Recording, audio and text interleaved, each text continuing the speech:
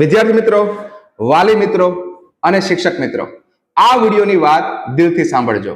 Video skip ના કરતા video આખો જુઓ અને લાસ્ટમાં તમારું મંતવ્ય કમેન્ટ સેક્શનમાં ખાસ જણાવજો. વિદ્યાર્થી મિત્રો, આજનો સમય એટલે કે ડિજિટલ યુગ, અને આ ડિજિટલ યુગમાં બોર્ડની પરીક્ષા આપતા વિદ્યાર્થીઓ એના છેલ્લા પડાવમાં યુટ્યુબ પરથી ભણીને તૈયારી કરતા હોય છે, જેમાં આઈએમપી પ્રશ્નો મેળવે છે, કન્સેપ્ટ ક્લિયર કરે છે અને રિવિઝન પણ કરે છે. બહુ સારી વાત છે, પણ એક સાચી વાત, જ્યારે રિઝલ્ટ આવે ત્યારે એ જ વિદ્યાર્થીઓ એના રિઝલ્ટની બધી જ ક્રેડિટ ઓનલાઈન શિક્ષક પાસે જે ભણ્યા છે એમને આપી દેશે. થોડું વિચારો. તમે આખું વર્ષ સ્કૂલમાં ભણ્યા છો, તમે આખું વર્ષ જ્યાં ભણ્યા છો એ શિક્ષકે તમારી પાછળ આખું વર્ષ મહેનત કરી છે, તો મિત્રો એક ક્રેડિટ એ શિક્ષકને પણ આપવી જોઈએ. તો જ્યારે રિઝલ્ટ આવે ત્યારે સ્કૂલે જાઓ, એ શિક્ષકને મળો, થેન્ક યુ કહો અને ક્રેડિટ આપો.